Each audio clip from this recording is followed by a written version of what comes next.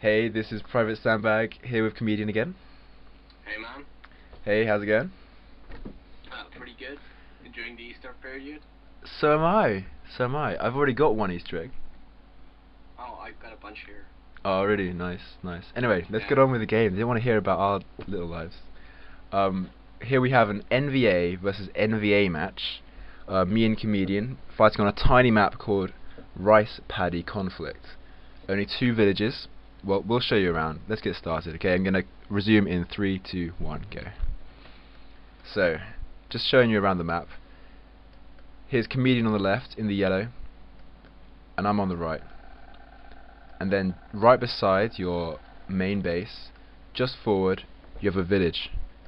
I'm just looking at my one, just down left. His is up top right. And straight away, Comedian's building his second building. That's going to cost him 4k out of the starting 10k, so that's a big investment. But at the start of the game, when you have that 10k, it's one of the few opportunities you do have to make that. Oh, and I went straight ahead and built one too. So, slow openings for both of us. Yeah, it is a bit of a slower opening, but in the end you do get that, bigger, easier switching between decks. Because you have two buildings which can both switch. It's a good decision in my opinion. But you know what, I'm taking something interesting. I'm taking the easy approach. I'm capping all the control points first and then go for the village. Yeah, I see that. You go for the village first and then go for all the control points. That's very interesting. Yeah, I was interested in locking down this village, preventing an early rush, and already I'm thinking, right, there's only two villages on this. If I take your one, I'm going to finish the game nice and early. And I don't think you'll be prepared for like a huge group of men. So I've made a big group and I'm just going to send them in early.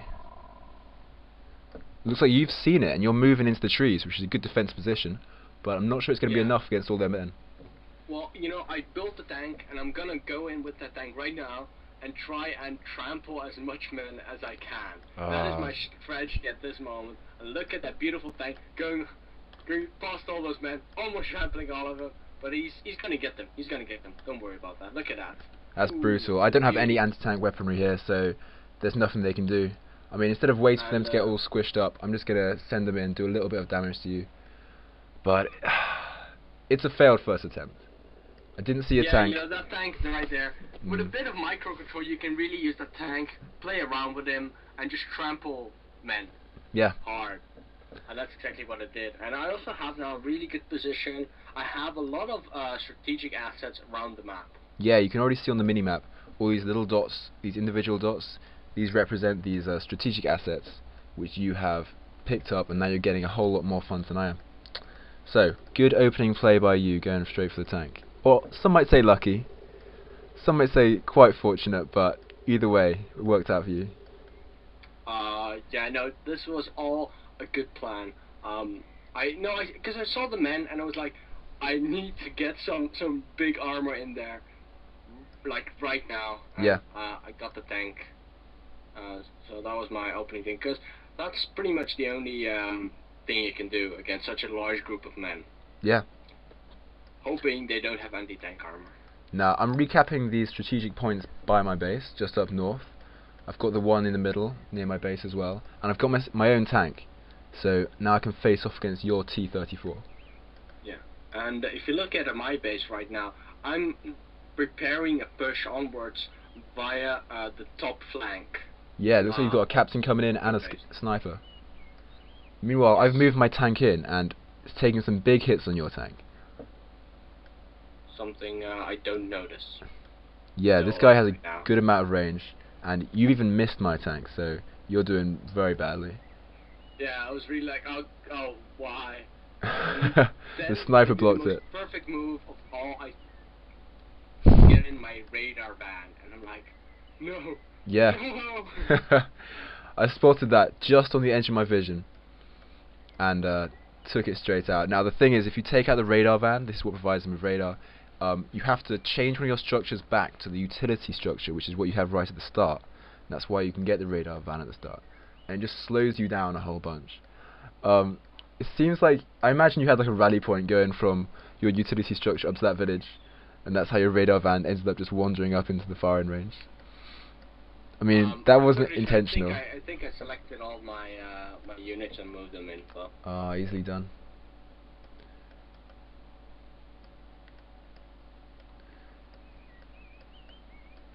Nah, is my tank still there? Yeah, my tank. I pulled my tank right back because I saw you had a law trooper coming in. Yeah, no. Right now, I'm you know, quickly I switched my building up to get that radar venom. Now I'm moving into a safe position, somewhere where it's not gonna get destroyed on accident. And I'm gonna switch back again to the medium factory, and probably sometime soon I'm going for another structure. Yeah. Already, looks like you're building up quite a large force, actually. I mean, this is your standard tactic, build up an overwhelming force over the course of a game and then march it in. Yes. Now you can see me right now going for the upgrade center. Yeah, I see you moving in. And I can tell already you're going to want the officer whistle. What structure? Yeah, that's right. The officer whistle. That's what it's all about. This is an earlier revision. Just for everyone, we work with sort of a revision system where we can upgrade to newer versions, like small things, and it's an older one where some changes are going to be different than in the final game. Yeah. Just, oh, and you're pushing top right. Absolutely walking over that area. Pushing bottom I'm pushing left. bottom left, and I see you coming in top right. But I know these guys. Like, I'm wondering, do I bring them back? Or do I leave them there so that I can do some damage? I really wasn't sure, because I thought if I bring them back, I mean, I have like half the size force that you have, they will be destroyed. So it was a tough decision. I think I just moved them in. I just decided leave them in an advantageous position. If I bring them back now, they'll just get ruined anyway. Just leave them there. Yeah. Bring them out later. A big mistake of myself, which I did right now. I moved out all of my entire force on the top right flank, and I didn't have any income from my home village, and actually I'm getting even less income than I had before because my warehouse on the bottom of my village has been now. Yeah. So yeah. That said, you do have the best force on the map right now, and fairly near to my base, just north. Doing well. What am I doing? At your base. You're getting a nice suitable defense up. Yeah, I got these machine gunners coming out. I'm thinking I'm going to put them in the trees, somewhere where you're going to have to go past if you want to go to my base. Bring them next to this tree. I've already got this cannon up. I mean, these are things which are around the map. You just put some men inside it, they operate the cannon in the fire base. And right now I'm going in with my officer whistle. That's the whistle noise you can hear. And there is an action radius. You can't actually see it when watching a replay, but when playing a game, there's a radius around the officer where all men get a big buff up. And you know what I didn't do then? You could just see that the officer took a long time to die. I'm just thinking that right now. I did not focus fire the officer. If I took him down at the start, his effect of the buff would have been down early, and I would have maybe held the line. Maybe. As it was, that officer whistle just ruined my defensive line. The officer whistle, by the way, gives you a huge buff to rate of fire, gives you a health buff. It's pretty powerful. Yeah, that's the old version. The new version actually doesn't give you a health buff anymore. Yeah, still useful, but not that useful. And well, it's not. This was actually, I was gonna show like the officer whistle is really kind of overpowered with this replay. But you know, moving in right now, I still have a lot of men in your village. But you know, you're getting back into the game. You have those 2 tanks doing a lot of damage. Yeah, I've taken out all your laws, so you can't actually do any more damage to my structures. This structure, which shut down when it got to low damage, is already healing up, which is good. That said, still fairly weak. Now on the right, I have a couple of snipers and some machine gunners, and those finished off the last few men in my base. It's still been an effective attack. I mean, I'm on the back foot right now. Yeah. And I'm deciding I'm gonna get another officer whistle. I'm gonna get another group of men, and still I don't have any men in my home village. This is really important because it's not giving me like any income at all. pretty much.